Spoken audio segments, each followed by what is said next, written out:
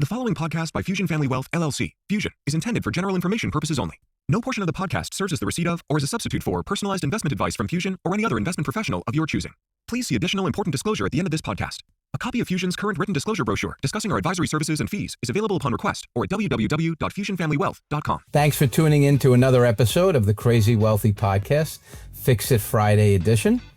Today I'm going to talk about two things. First is I'm going to distill a counterintuitive way to think about risk, returns, and volatility.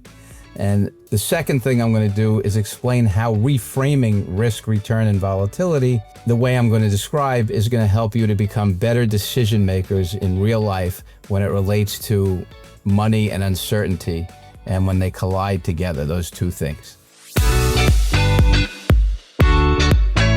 Welcome to the Crazy Wealthy Podcast with your host, Jonathan Blau.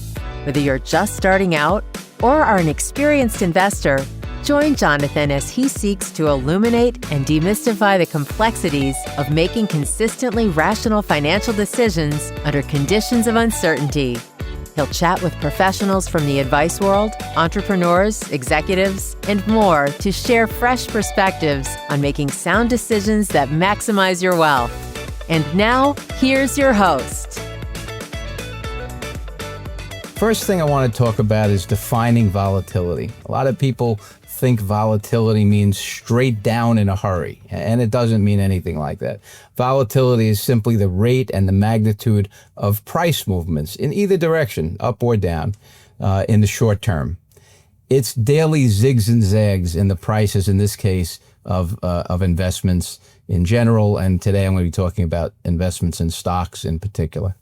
So this is not the same thing as risk in the long run, and it's not a direct measure of the quality or the durability of the underlying businesses that we own as stockholders of corporations. Volatility tells us how bouncy the price is, not how solid the underlying business fundamentals are. And it's important to always keep those two things in our minds separated so that we can become better investors. A short-term drop in prices does not mean that a business is failing. It simply often reflects the current mood of the marketplace, which can be reacting to anything from current events to politics to real problems like COVID, for example. And all of a sudden, from February 20 to March 20, when the economy globally started shutting down, the prices of great companies, the S&P 500 companies, declined by 34% in 1 month. So most rational people, if they ask themselves a question, do I really believe that the long-term enduring values of companies like Apple Computer and Merck, the drug maker, or Nike have disappeared? Of course not.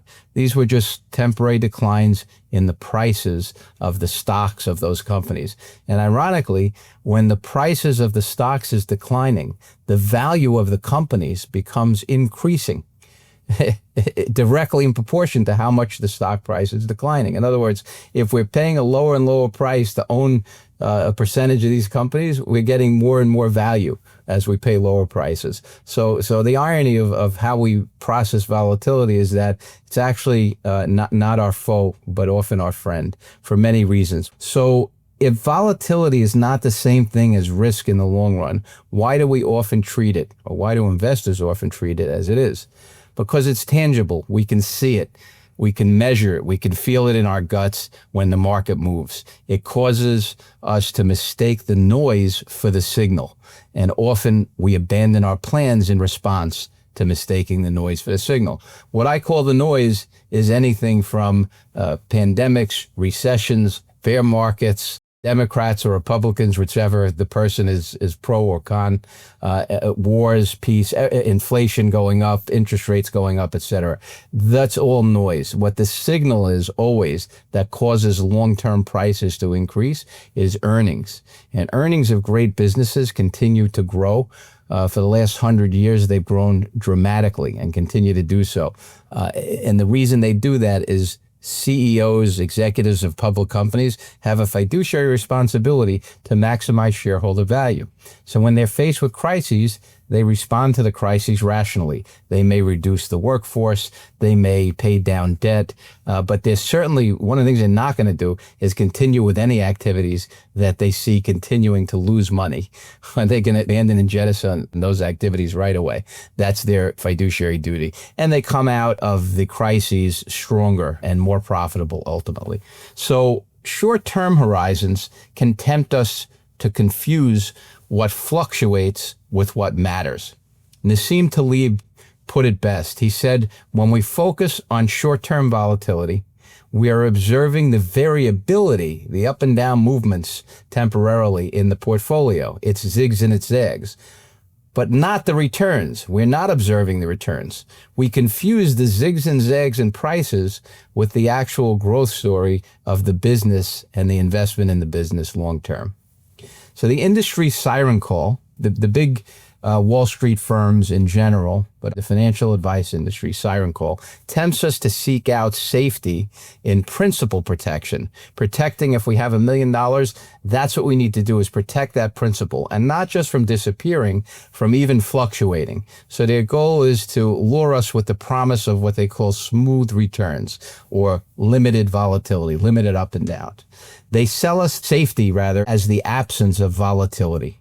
They pitch products called principal protected and low volatility. There's a critical misalignment here to explore.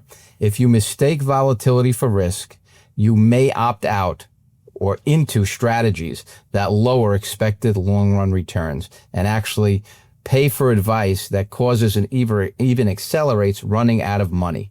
So let's explore how this happens and how should we redefine or reframe risk, return, and volatility. So instead of thinking about risk as volatility, and instead of defining risk and safety in terms of the need to protect our principal, the $1 million, from temporarily fluctuating, instead of being concerned with the number of dollars changing from time to time in the portfolio due to market corrections and things of that nature, redefine risk and safety not in terms of protecting principal from fluctuating, but from protecting purchasing power from disappearing. So while the whole world is taught to worry about fluctuation in the number of dollars, they're given strategies, for example, bonds, to go into the portfolio to solve the wrong problem, which is volatility. I call that the illusory risk. And when we put more bonds in the portfolio to solve an imaginary problem, volatility, we actually are feeding the real problem, which is the disappearance of our purchasing power. So for example, every $1 million that I put today in a bond to reduce movement temporarily in the portfolio from time to time, every $1 million for the next 10 years, 20 years, 30 years, I keep rolling the proceeds when that bond matures into a new bond. At the end of 30 years, I can still only have the same $1 million. But at the end of 30 years, I need almost $3 million to buy what $1 million bought. What happened along the way is I was forced to unwind the $1 million principal and ran out of money because nothing was protecting my money against the 3% increase in the cost of living every year. Bonds were actually, if inflation is the disease of money, bonds are the carrier of the disease, not the cure of it, because they freeze your money in the face of a 3% plus compound annual grinding away at its value, which is what we call inflation. So why do we actually behave in such a way that we react to this volatility as if it's going to destroy us if we don't control it? So there's a few actually behaviors that I want to share with you. One is it's a cultural behavior. We actually process most economic and financial inputs in a way that's called counter-cyclically. What it means is the demand for goods and services is counter to the price of them. So if the price of something goes up and is increasing rapidly, we're actually going to try to shun it, replace it with something whose price is not going up as rapidly, or simply delay the purchase until prices come back into more reasonable prices that we can accept. And conversely, if the prices of goods and services that we want are declining, the demand is counter. It's increasing. We love a sale, right? That's how human nature works. But what's fascinating is that we respond counter-cyclically to every economic and financial input except one. And that's the price of investments, particularly the price of stocks. When the price of stocks is high and rising, as it was during the dot-com bubble in the late 90s, human nature thinks somehow that the risk of buying these stocks at higher prices is lower than the risk of having bought them at lower prices. They also think that the future return, if we pay higher prices for these companies, is somehow be greater than if we paid lower prices years earlier. Conversely, when great companies go on sale, when the stock prices are declining, so we're buying more and more shares for less and less money, human nature thinks the risk of buying these companies at lower prices has increased and is increasing, and that the future return on the companies that we're investing in at lower prices, buying more shares for less money, somehow will be a lesser return than if we paid higher prices. And what I always teach everybody who interviews us to help them with their money is reality isn't just different than what human nature thinks. It's opposed to it. It's the opposite. Higher prices for stocks or anything else means lesser returns than if we paid lower prices. Lower prices being paid for stocks means higher returns and less risk. And that's the first behavioral flaw that influences our reaction to volatility. The second thing is called loss aversion bias. We actually dislike the pain of a loss, feel the pain of a loss 2 to 2.5 times more than we feel the pleasure of an equivalent gain as pleasurable. And so human nature seeks not to maximize long-term best returns or best interest. It seeks to minimize the chance of short-term loss because that's what's most painful to us. And in seeking to do that, we seek out investments that minimize short-term loss. Cash, bonds. Those are the same things that minimize the ability to overcome the ravages of inflation and to grow our money. So that's loss aversion bias. The third thing is related to it. At a certain level of loss, the part of our brain that deals with fight or flight, the reptilian brain, called the amygdala, the organs, 2 little walnut-shaped organs at the base of our brain, they still process fear the same way they did 50,000 years ago when our primary threats were physical, not dealing with the vagaries of the financial markets, right? And it's never developed to modern times to allow us to do that. We're programmed to do the opposite of what's needed to deal with the capital markets. So, for example, when there's a bear in the woods going to kill our ancestors, this was a phenomenal thing. The loss aversion bias, it said and the amygdala shooting off the signal, just run. That's it. You don't think about it.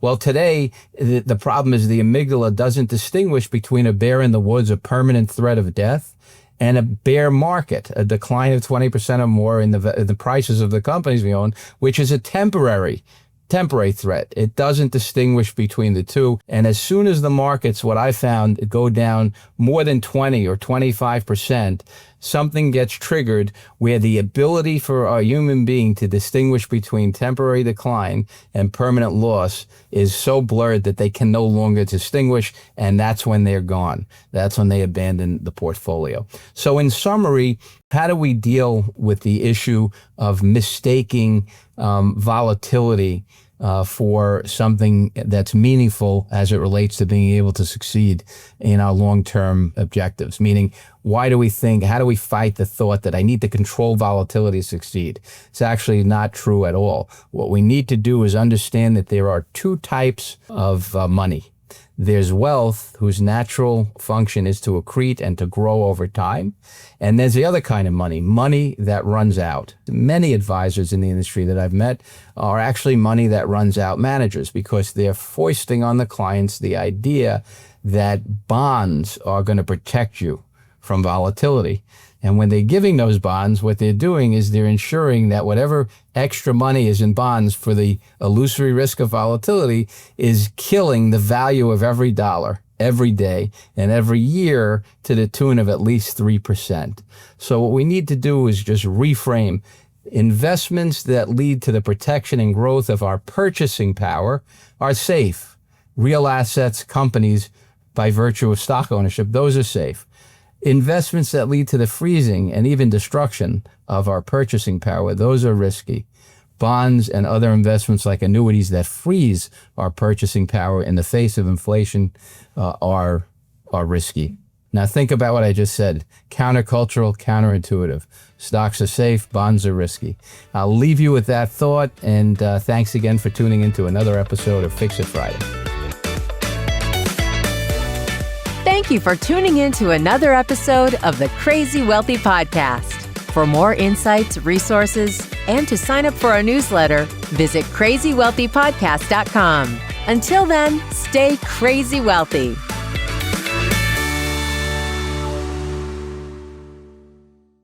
The previous podcast by Fusion Family Wealth, LLC, Fusion, was intended for general information purposes only. No portion of the podcast serves as the receipt of or as a substitute for personalized investment advice from Fusion or any other investment professional of your choosing. Different types of investments involve varying degrees of risk, and it should not be assumed that future performance of any specific investment or investment strategy, or any non-investment related or planning services, discussion, or content will be profitable, be suitable for your portfolio or individual situation. Neither Fusion's investment advisor registration status, nor any amount of prior experience or success should be construed that a certain level of results or satisfaction will be achieved if Fusion is engaged or continues to be engaged to provide investment advisory services. Fusion is neither a law firm nor accounting firm, and no portion of its services should be construed as legal or accounting advice. No portion of the video content should be construed by a client or prospective client as a guarantee that he or she will experience a certain level of results if Fusion is engaged or continues to be engaged to provide investment advisory services. A copy of Fusion's current written disclosure brochure discussing our advisory services and fees is available upon request or at www.fusionfamilywealth.com.